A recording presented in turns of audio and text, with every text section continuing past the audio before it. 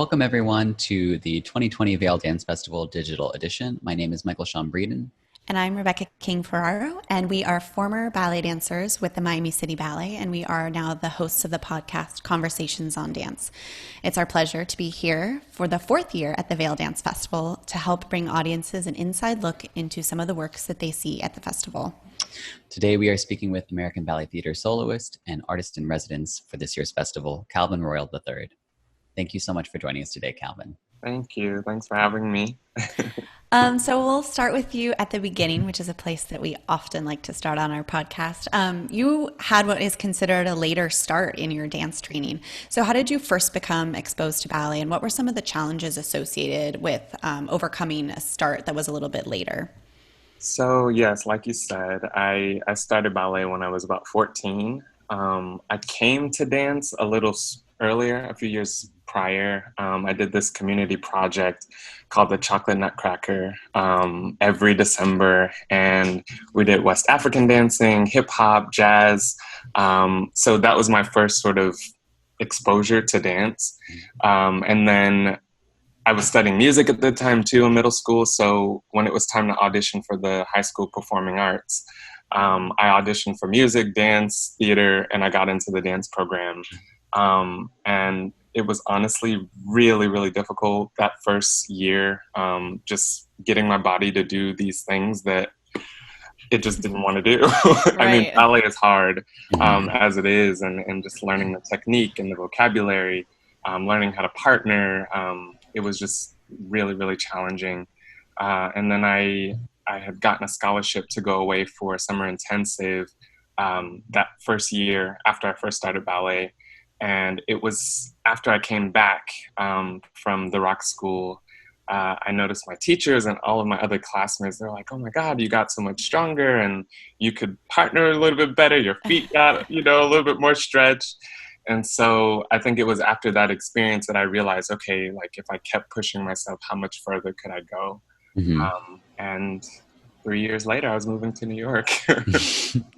So was American Ballet Theater sort of always a goal for you once you had that revelation that, maybe this could be a career move? To be honest with you, like I remember watching so many DVDs of ABT and other companies.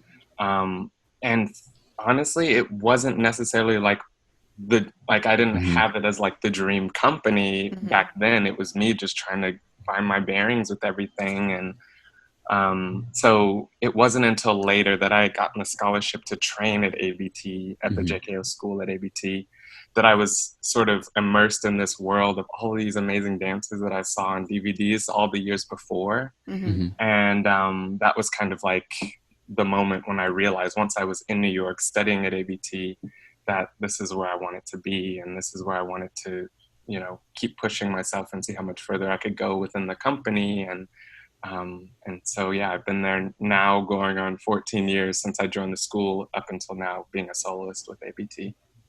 Amazing. One way that you were able to continue to push yourself while you were already a professional was with the Leonardo Antonenberg Fellowship grant, which is $50,000 to basically push yourself as an artist. It's a pretty crazy gift there. Yeah. But how did you choose to spend that money? Like, what did you, how did you brainstorm to get to a place where you're like, these are the ways that I can best further myself with this grant? Yeah. So when I first found out about the grant, that I had received it, like nobody's ever given me $50K before and been like, it's your choice, do whatever you want to do with it. But I had always been, dreaming of traveling and working with private coaches in some of the top ballet institutions in the world. And so when I got the Annenberg Fellowship, I said, okay, I would love to go to the Paris Opera. I would love to go to the Mariinsky. I would love to go to the Royal Ballet and Royal Danish. And I put together this whole sort of travel package and coaches that I wanted to work with. And it all got approved. And I went to all of these places and got to work with incredible coaches, take class with all of the company members, and, just to experience some of these cities that I had never traveled to before, visiting museums and, just historical sites and things like that. So And also getting to see live performances for some of the companies I'd only got to see either on YouTube or, through DVD. Right. So yeah, I spent my time traveling and working with these private coaches, and also working with an acting coach to, get the feeling for the roles that I would potentially do eventually with ABT. Right. How long into your career at Ballet Theater was this? I joined ABT in 2010, and then I got the Annenberg in 2014. Right. So you're still a fairly new company member.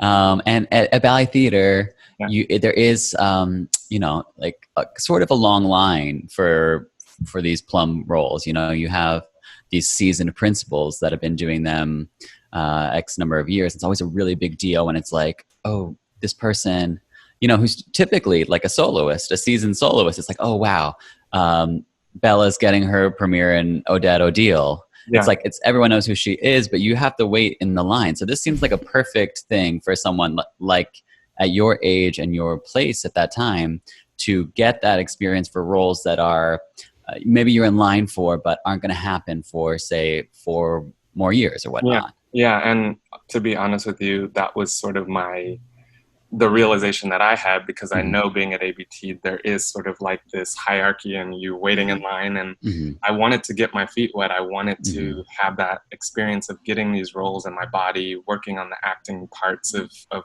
these characters that I would one day play. So it was kind of my chance to just like go for it. And the ball was in my court to make it happen. So I was really, really glad that I got the fellowship. How did you go about researching where you would go and who you would work with? There's such a plethora of places. It's felt like the sky was the limit, but you do have to like cut it back at some point. So how did you do that? Well, I mean, honestly, I think for some years before I got the Annenberg, I have friends that I think that I was in summer intensives with over the years and was in the JKO school with, that are now all over the world. And so I was always in touch with them about their companies and what their experiences were and who were some of the people that they were working with. And so a lot of the coaches that I had the opportunity to work with was by recommendation. And I also did the Youth America Grand Prix scholarship. And so I reached out to Larissa Savelyev, who has such a huge network of friends really who were working all over the world. And she actually put me in touch with a few people, which was really, it was really great. Yeah. Were any of those roles that you worked with these coaches on things that you ultimately got to dance later? Well, they were supposed to be this past season that got canceled. You had some really exciting things coming up. Let's talk about it if it's not too triggering. No, it's all good. It's all good. It's actually kind of, just to think about, the roles again. I mean, there's been times where I talk about it a lot, and then I've gone weeks where I'm just like, okay, I just want to have enough, away from ballet. And where like now revisiting it, it's totally fine. So let's unpack it. So what were some of the things that we were supposed to see you in this year, but 2021, it's the Calvin show. What are we seeing you in? So I was going to make my debut as Romeo in Romeo and Juliet, alongside Misty Copeland and Cassandra Trineri. We were going to do it on tour in Abu Dhabi, and I was going to do it with Misty at the Met. I was debuting the role of Albrecht and Giselle, and I had a new role to the repertoire and to ABT in Alexei Ratmansky's restaging of Love and Rage. So those were like the 3 big principal roles that I was supposed to do, but 2021. Fortunately, those come around a lot. Yeah. So. Yeah. No, I don't know there's ever been a Met season that I've seen without a Giselle or a Romeo and Juliet. So, for sure. But it is like, isn't that kind of beautiful? You've been in the company now for 10 years, and it's just like what we were talking about. You wait in line, but it does eventually you get there. And I feel like you're like, now you've established yourself so much through a decade of performing with the company that I'm sure that once you step into those roles, it's going to be a completely comfortable at home feeling versus doing something maybe in your second year. Totally. No, totally. And I think that's, for me, the thing that feels so special is that I have had that time in ABT where everyone that's in the room that are supporting me in these roles, it feels like I know them on a personal level. So when I get to perform it, with them, it'll feel that much more just, like a community. Yeah. Was there something in particular, a memory in particular from your travels from this grant, maybe that pertains to Romeo or Albrecht that you would, maybe in rehearsals, you were referring to a lot when you were I think preparing? honestly, I think it was when I went to the Mariinsky. That's when I worked on Albrecht more than in other cities. And I just remember my coach Igor Petrov at the Mariinsky. He was just always like, he came into the room with just all of this excitement and energy, and there were just times where I just felt like I could just go for it and follow my ass, and it'd be okay. It could be totally fine. And I think that sort of spirit that lived in the rehearsal room then, I kept that with me even to this day. And regardless of whatever role I'm playing, it's just kind of like I can just go for it and not be afraid. Right. So you said you also worked with acting coaches on these travels. Yeah. And with these warhorse ballets, everyone has seen there are a million different ways of doing your Albrecht or of doing your Romeo. So how did you find your own personal interpretation for those roles that felt comfortable and natural? Yeah, so I think having seen the roles performed at ABT so much over the past 14 years, I've had the chance to kind of see the elements in each role that others have played that I just kind of pull from. And also working with the acting coach, like I sort of discover, how do I want to tell the story in a way that's authentic to the story, but maybe making different choices that others may not have made in the past. And so I sort of pull from a little bit of everything and everyone that I've seen, but also ask myself, how is it that I want to feel, or how is it that I want to portray this character or this scene? So it's just kind of like this whole journey of discovery for me with every role. So in 2017, you were promoted to soloist at ABT, which is an incredible achievement. Part of what makes it so special that you were promoted, as we've been talking about, is you've been in the company for quite some time, at that point, 10 years. So that means that your promotion was fought for and very well earned. Do you feel that it would have felt different for you to have been promoted at a younger age, maybe when you hadn't been in the company as long? How do you think that would have differed? I mean, I guess the way that I look at it now is that everybody kind of has their own trajectory, their own journey. I feel personally that, my timeline felt natural and organic for me.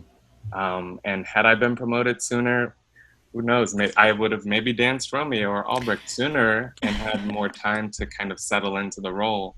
But I also may not have had all of the experiences that I had that made me feel more comfortable and confident when I step on stage like I do now. So Right. I think it just depends on each individual dancer's trajectory, and Right. I have no regrets. Right. Yeah. Another thing that I think probably goes hand in hand with this is what you're talking about when you are in a room full of people that are supporting you.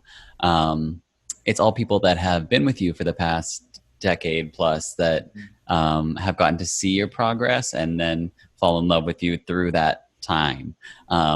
Whereas, I'm sure that the company atmosphere is lovely anyway, but there is always the thing is like, if someone's getting an opportunity straight out the gate, it's, they don't have that family built yet, So and, I think and you can feel it. I mean, and even in terms of like someone that may not necessarily be with the company, but may be brought in who has no connection with any of us on stage, it's the same thing. It's like, right. There's this person, how do you connect with them? Maybe there is a connection, maybe there's not. But having had that experience of being part of the community for this long, it just makes performing that much more enjoyable and less nerve-wracking, I guess. Right.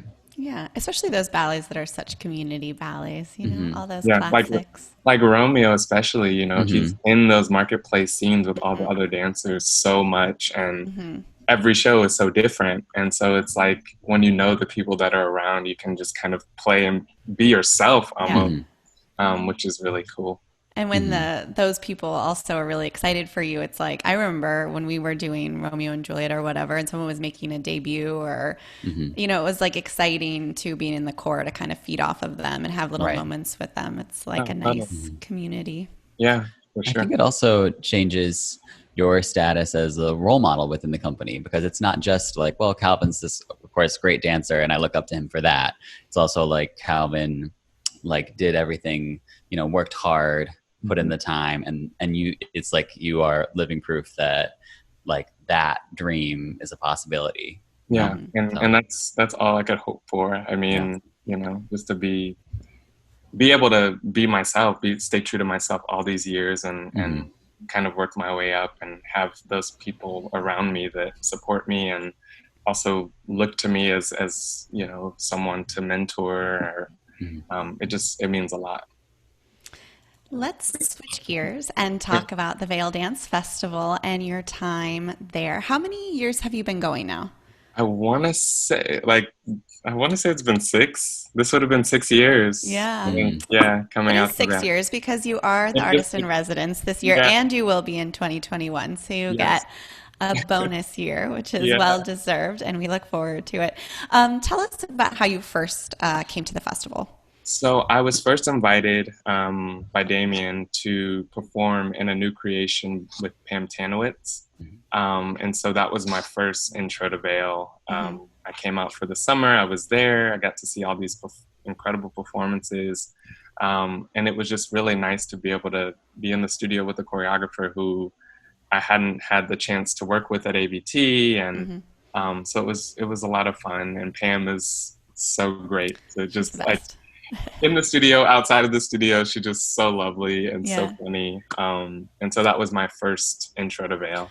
Was that the only thing that you were in that year?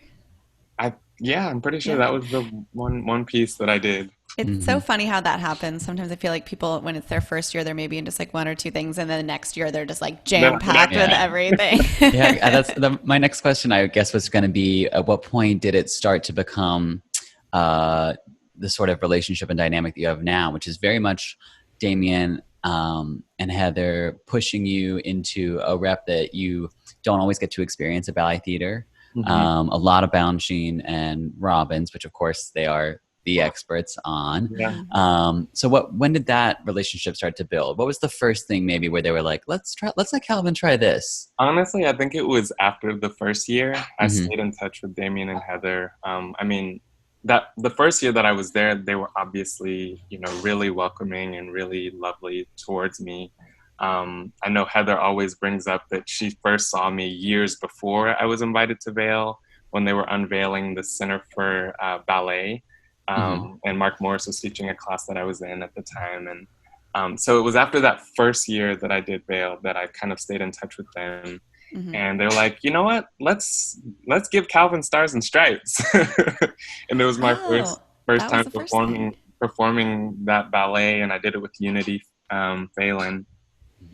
And so I think it was just after that year, it was just like they kept adding layer by layer. I did Agon, I did Afternoon of a Faun, I did other ballets and worked with other choreographers. I worked with Pam again at some point.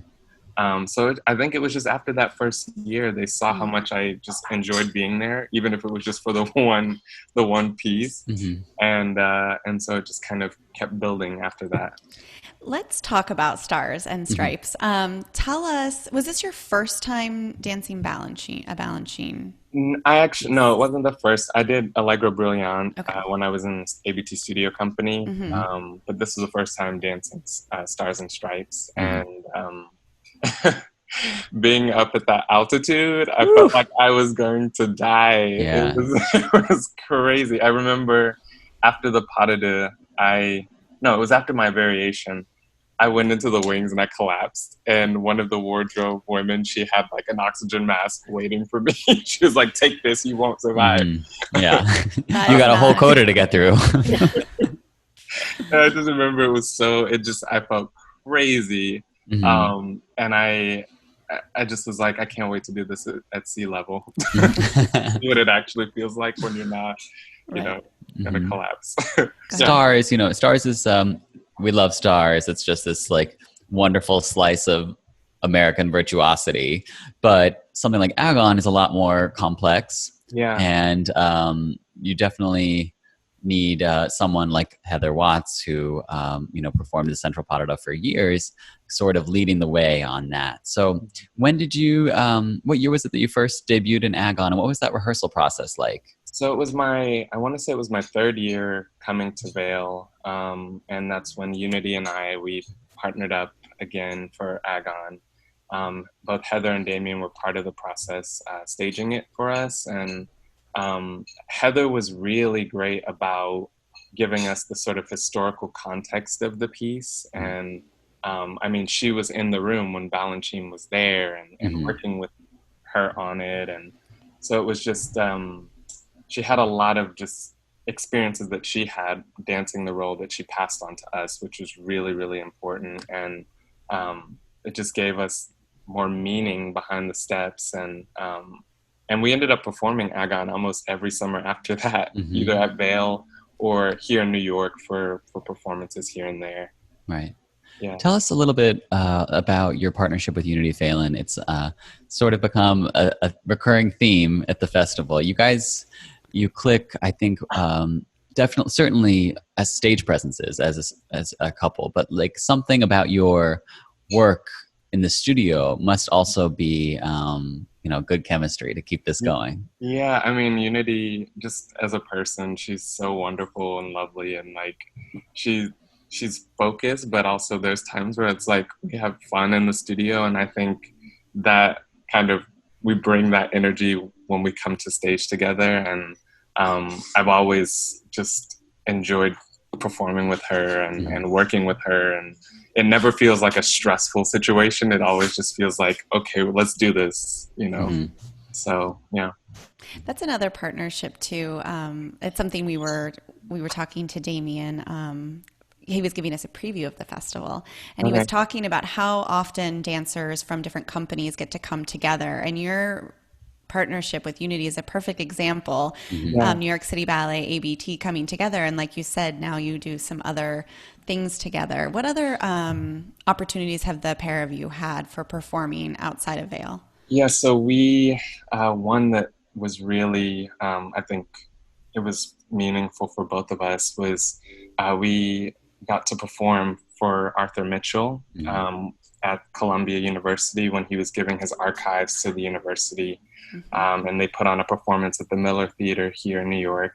And we came out for Agon, we prepared, and as we're coming down the diagonal, we see Arthur Mitchell sitting in this big blue armchair downstage right. We were like, whoa, we weren't expecting him to actually be with us. So I guess I could say I performed with Arthur Mitchell there. But that was really, really just so memorable. And I remember hearing after we performed the piece, him saying that the ballet is in good hands. And it was created on him and Diana Adams back in the 50s. And just being able to perform while he was there in the room was just so special.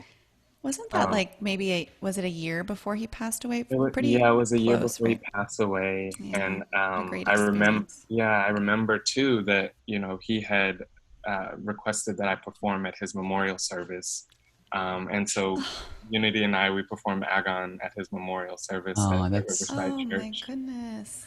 So those moments, just like having the experience to learn it for Vail and then how much it sort of transcended getting to perform for Arthur Mitchell and at his memorial was just something I'll never forget.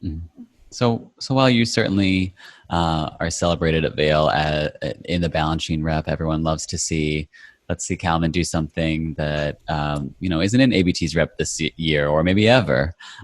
It's not the only thing that you're sort of pushing. something that's different, right? You've had the chance to work with Pam Tanoids, as you've mentioned, but also there have been a lot of Cunningham works recently, and you've been a part of some. Yeah, Cunningham, Michelle Dorrance when she made her ballets for the festival. Yeah.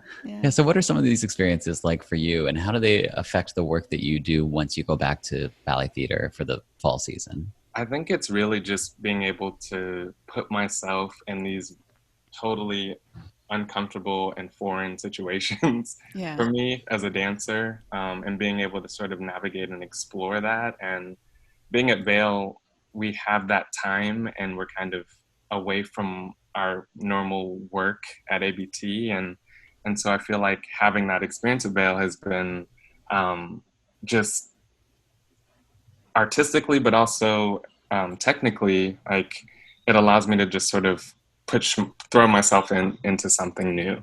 And I think that's what I take away from it. And when I go back to ABT, if we're working with a new choreographer, or if I'm creating something outside of ABT, it just allows me to just kind of throw myself into it and figure it out. Tell us a little bit about the rehearsal process for Merce Cunningham works. We've heard a lot about them at the festival, and we know they differ so much from what we know is for ballet rehearsal. So tell us a little bit about that.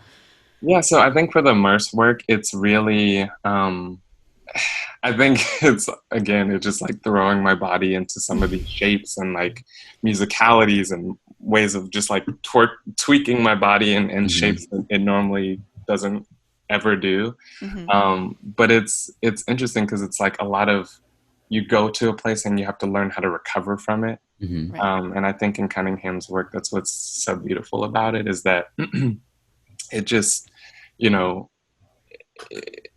something that you wouldn't think is necessarily beautiful. It's somehow the shapes that are created and the costuming that they put it to. It's just really cool and quirky. And so, yeah. And often you don't hear the music ahead of time, right? Often we don't, which, I mean, I think there was one Cunningham ballet we did at ABT, actually. That was probably my first or second year in the company, called Duets. And we didn't hear the music for the piece until the performance. I just can't fathom that. I couldn't either. I was like, oh, okay, I guess this is what we're doing today. It's so crazy. But what is the reasoning? I forget. Melissa Toogood has talked to us about it. What is the reasoning behind waiting to hear that music? I mean, the way that I understood it is that oftentimes when you rehearse to one track so much before the performance, it almost sometimes can become predictable. The performance can become predictable. And so when you don't have that music until the time where you're going to perform, it kind of allows you to be more in the moment and kind of use what's happening in real time to influence the movement and the steps and the connection with your partner. So I think it's scary, but it's also it puts you more in the present moment. So let's talk some now about your position as artist in residence this year and next.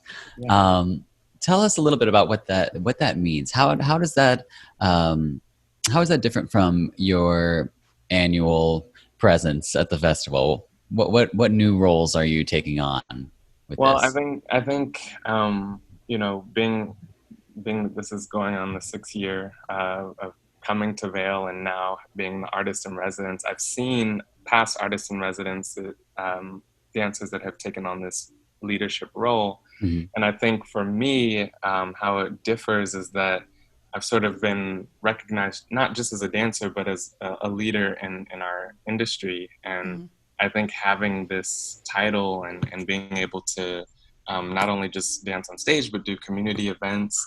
I know this year we were talking about the importance of encouraging and mentoring boys in ballet, which for me is like, it's huge because we need more dancers to see and feel that they have a place and that they can do it and be surrounded by a community of people that are here to support them. Right. And being able to be in that leadership position to execute these things was really important for me.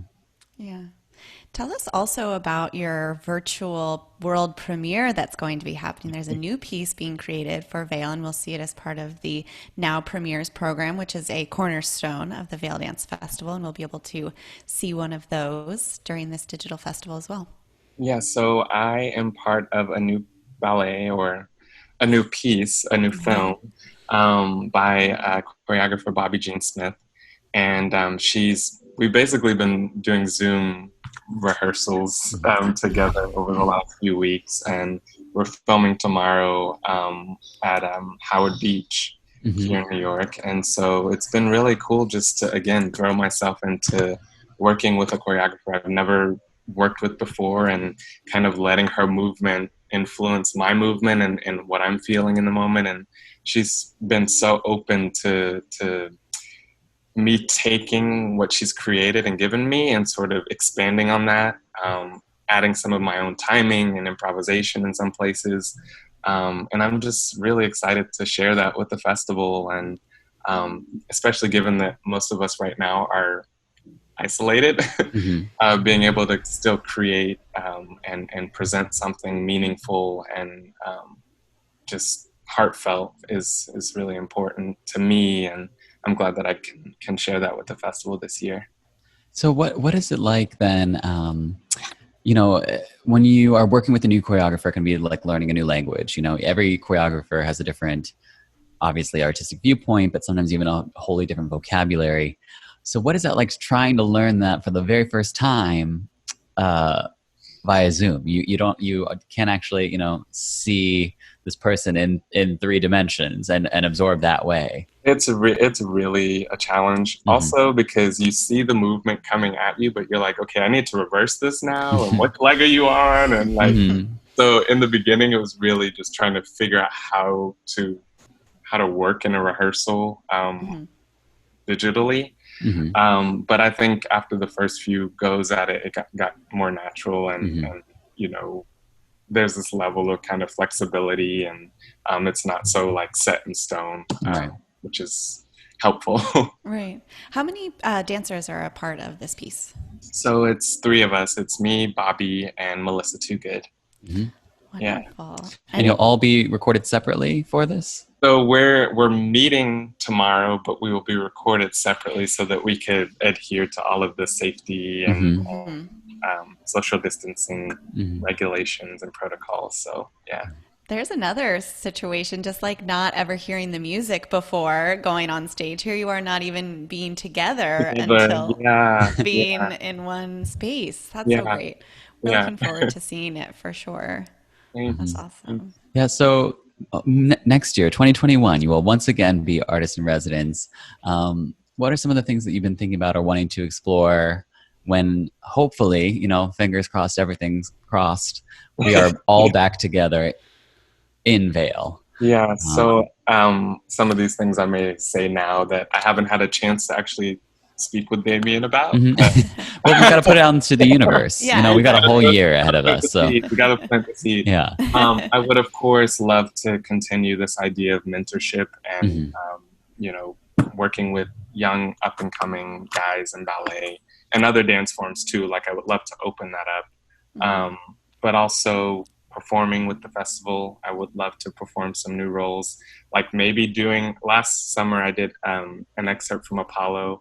I got a chance to perform it with ABT this past fall. Would love to perform the full ballet at Vail, or other Balanchine rep that I haven't had a chance to perform yet.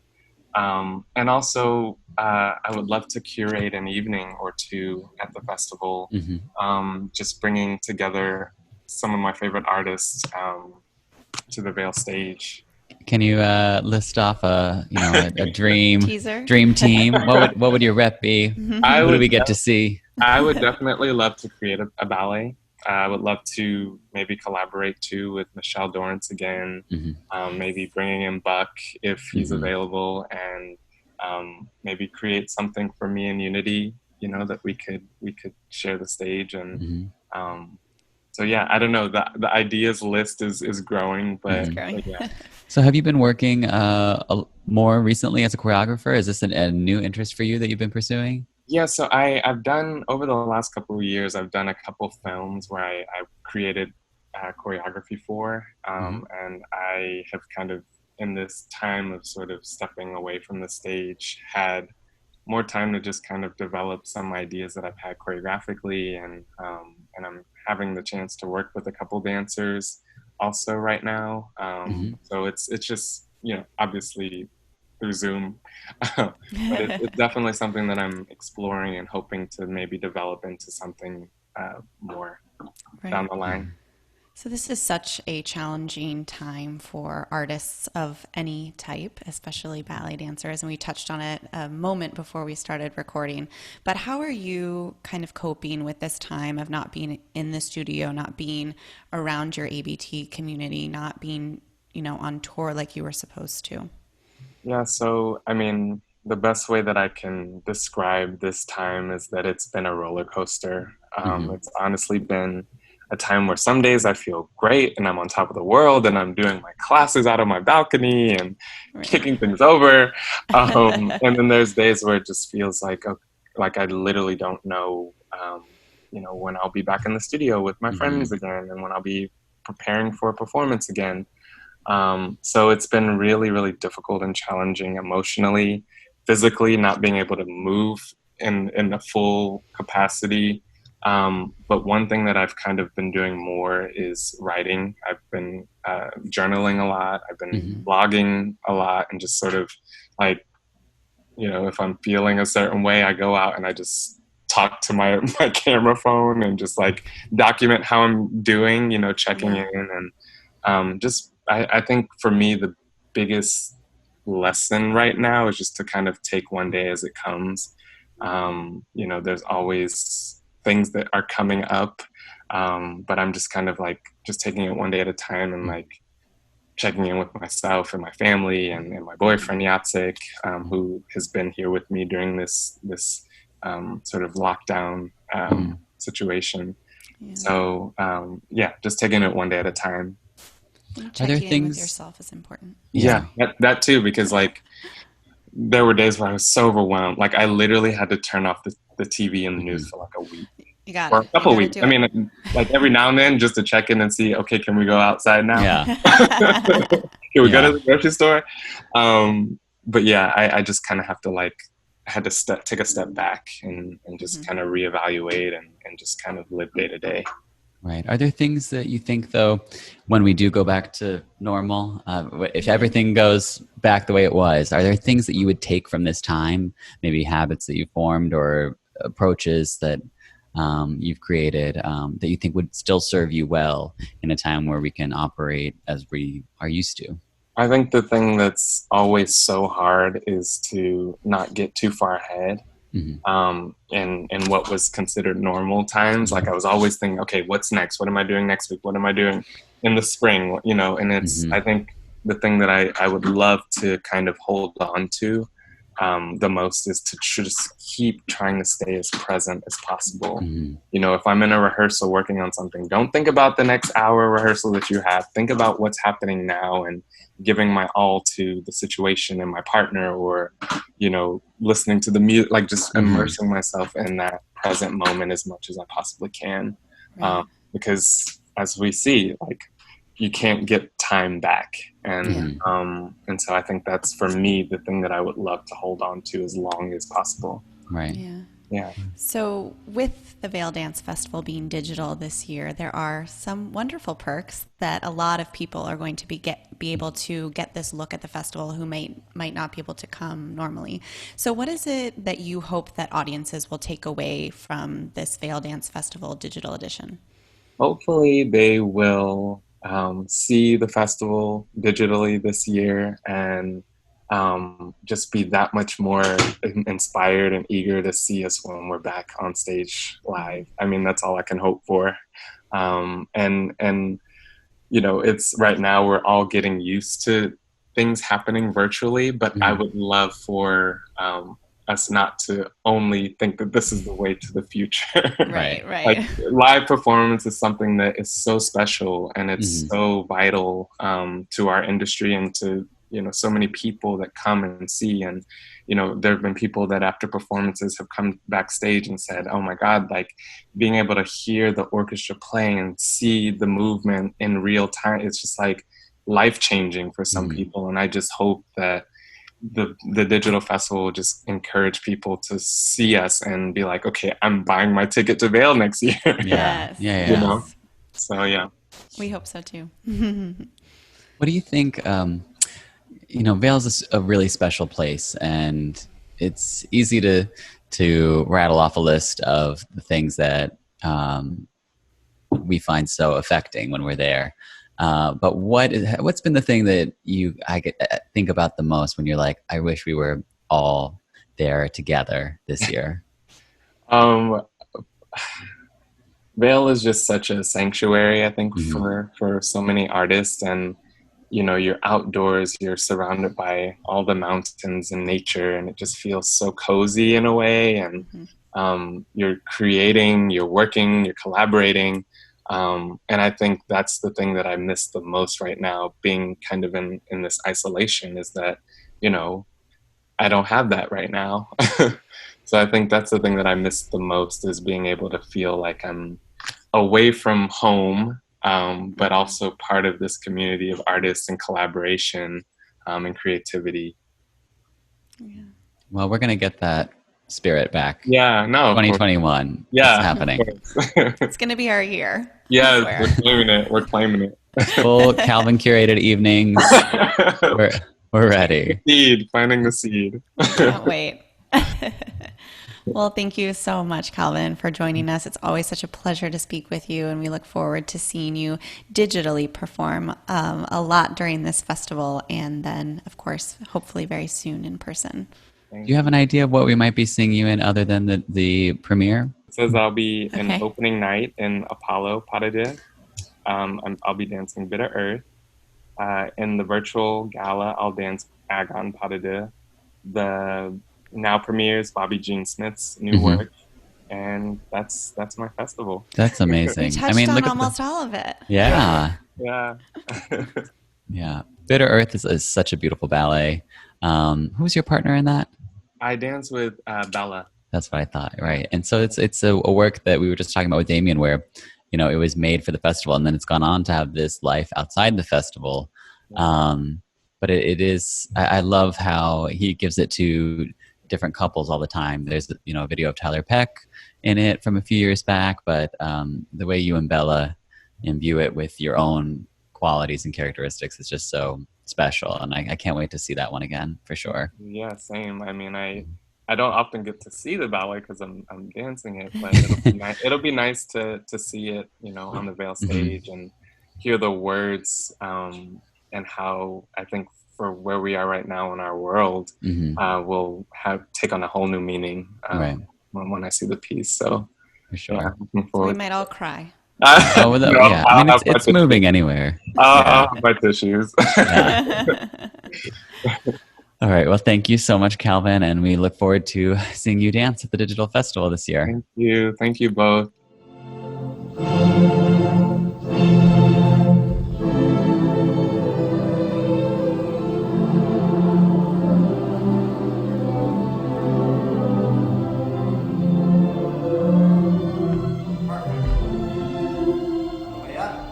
All right.